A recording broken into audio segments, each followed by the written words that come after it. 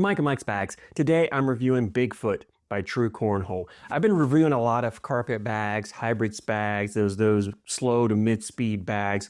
I've had quite a few reach out to me and say, hey Mike, when are you going to review fast bags? Well, if you're a fast bag thrower, this is the bag you're looking for. So let's go ahead and dive in. We're going to break down these Bigfoots for you. As always, start materials, slow side. This is the same fast side that you find on the Surefire, the Game Changer. It's a 8.5 speed. It's fast, still has some control to it. It's great for pushing up blockers, collecting bags, blowing up piles, cleaning up messes. Slides up boarding condition, very hole friendly. So we're about an 8.5 speed on the slow side here. Well, I say slow, quote unquote slow side. They're both fast sides, but the quote unquote slower the two sides.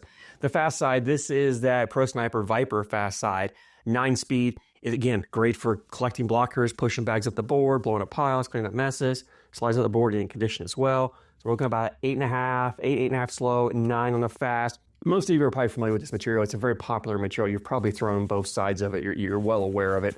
The template-wise, it's a medium template bag, but it's starting to border on the large side. So it kind of gets to a large side. And this material does have some stretch. So it will kind of stretch and loosen up a little bit as you throw, which gives the bag flop. This is not an overly floppy bag, but it does have flop to it, which honestly, if you throw a fast bag, you probably throw a fast bag, 1, because you have a little bit softer throw, 2, you typically don't have the flattest bags. So you want a faster bag because fast materials don't kick, which means you want flop. Flop is going to give you that forgiveness, really takes away pretty much any kick this bag. This bag has little to no kick whatsoever to it. And no matter how it lands, it's going to hit, flatten out, and slide pretty straight up that board for you. So for those of you who don't throw flat, you're going to love these Bigfoots. The fill in here is a mixed fill. It's mostly flat disc fill in here. There is a little bit around, not a lot around, but it's mostly a flat disc fill, which again, gives the bag that forgiveness, right? So if you don't throw flat, which typically we're throwing faster bags, you're not usually throwing that flat, which means you want a forgiving bag. You've got the flop that gives you forgiveness. You've got mostly disc fill, which gives you forgiveness.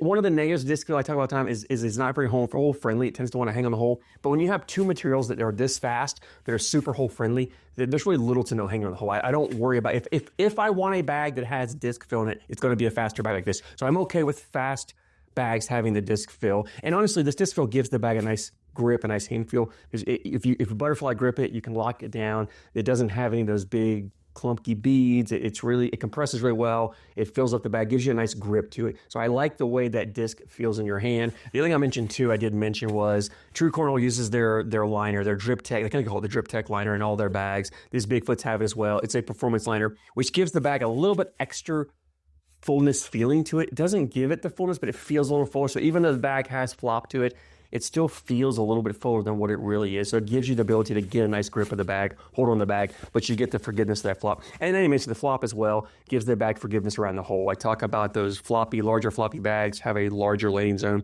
which means if you're missing left or right, in this bag, you get that corner to grab, it's gonna pull the bag back in, and because the material is so hole friendly, it's gonna drip in the hole really well. So this bag has a really nice landing zone, a very forgiving bag around the hole, which means if you're not super accurate and you're missing your mark a little left, a little to the right, the bag's still gonna grab that hole and make up for those mistakes, kind of make you look like a better player. I love when bags do that, right? And this bag, if you get this bag near the hole, it's more likely going to go in. It just likes to find the hole and it drips in really well.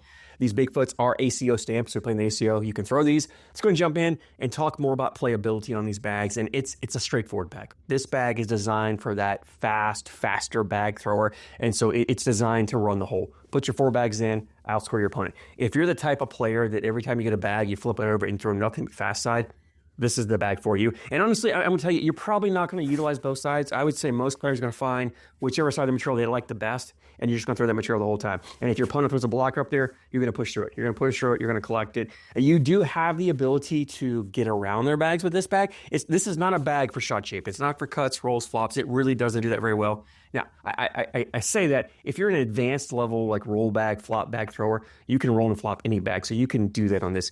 Not a great bag for cuts. I mean, even with an extreme tilt to it, because it's so forgiving, it really doesn't have a lot of movement. I mean, you can get a subtle movement. You're not getting a lot. But where if you're looking to play a little bit of a get-around game, or you want to deal a little bit with the opponent throwing a dirty style game, putting blockers up there, where this bag shines is the get-around, the bully bag. If they throw a blocker up there, you can step out. you've got enough speed to push through, kind of bully their bag out of the way, or kind of step out and just sneak by, let the bag grab the hole, spin around, and melt in for you. So you do have that option to get around. But honestly, if you're throwing this bag, you're just looking for clean boards. If opponent throws a block over, you're just going to push right through it. You're not really going to get super cute with it and try to do some those fancy, shot shaping type thing. Like I said, if you're the type of player that always throws fast side, no matter what bags you got, this is a perfect bag for you. And even if you're not a fast bag thrower, it's a good bag to put in your backpack, because if you play in areas where humidity is an issue, these two materials, they'll slow down in humidity, but they still move. They're still going to keep moving. They're not going to get super slow, which means if you play in an area where humidity is a problem and you start having a hard time finding a bag to throw, and you don't like throwing the carpet or hybrid materials, you want a polyester type material to throw in humidity, this is probably some of the best material you're going to get for that. And it's both sides will continue to move, so you can get up there and still get bags moving. So even if you're not a fast bag thrower, it's not bad to have an option like this. Have this bag in your backpack for those humid conditions, or when boards get super slow, super sticky.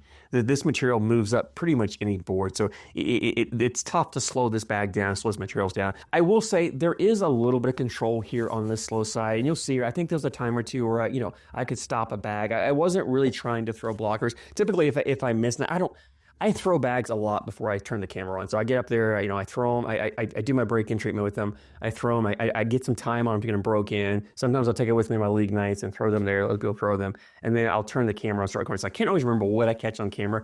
There were some times I threw some blockers, left some bag shorts. Wasn't really my point. A lot of times when I'm throwing a bag, my mindset is to get the bag to land so it slides up and just drips in the hole. And sometimes that leaves the bag short if you miss your little short in your landing, or you throw a little softer you want. And if you throw a little hard, it still will hit the back and drop in. So I'd like to have that bag drip in. Every night I think I would leave a bag there. I can't remember if I caught any footage of it. If I do, it's such an easy bag to collect. So you're just coming down the next bag. You don't get cute. Come down, you push it, it's going to fall in. Like, so you get these bags up there close. And sometimes if I had a bag, like it somehow hung on the back and didn't fall on its own, the next bag just hitting the board would usually work that bag back in. So I didn't have to get really cute and try to go for too many airmail drags on these bags, because if that bag was there, especially if I had multiple bags, if this is my first or second bag that hung on the back and I had 2 or 3 more coming, I knew I didn't worry about those coming in, hitting this bag, and the vibration of the boards will work it back in. If this was my third bag and I only had 1 bag left, maybe I'm a little aggressive, go with an airmail drag just to ensure that it's going to be there. But I didn't have to get super aggressive going after bags. If the bag did hang and didn't fall, which was very rare because the two materials are very hole friendly, they were not hard to put in the hole. So again, this is a bag that is going to improve your PPR. Right? If you're worried about PPR, you want to raise your PPR, you want a bag like this, because if you get it near the hole, it's going to go in, and it's just designed. That's what it's designed for. Putting bags in the hole, getting your 12 points, outlasting your opponent. So if that sounds like you, check out the Bigfoot. That leads me into availability. True Cornhole has a website, truecornhole.com. As always, I'll put a link to the description for you. The bags are normally $80. They're running a sale right now, so if you get on there as of when I release this video, I think they'll still be on sale. Now, they did have a couple price points. So this is their bag with the fluorescent ink. This ink really pops. I love the color. I don't know if it shows on camera very well. It pops. Get this under black light. It's really going to glow. The fluorescent ink's I think it was like $75, $76 per set. But right now, the sale on the other bags, the regular bags, were $70, $69.99, I believe. $70. It was $13 shipping. But if you I have a code for you. True Cornhole gave me a code. If you use MikesBags10, I'll save you 10% off as well. So with the MikesBags10 discount code, shipping, and a set of bags, if you get the other set for $70, it's going to be like $76, I think, shipped to you. If you want the fluorescent ink ones, it's like $81, $82. That's what the current sale going on right now, and the discount code, all that put together. So I know it's a lot of numbers I'm throwing out there, hoping that makes sense. But if you go on there, if you're thinking about getting a set, now's the best time to go get them. Use the code MikesBags10, save a little bit on there, and you'll get yourself a good deal. And really, that $76, $80, but when you get phenomenal price for an ACO stamp bag. If you've thrown these bags, I'd love to hear your thoughts. Drop me a comment. I always love hearing your guys' opinions. As always, I thank you so much for your support, and I thank you for watching.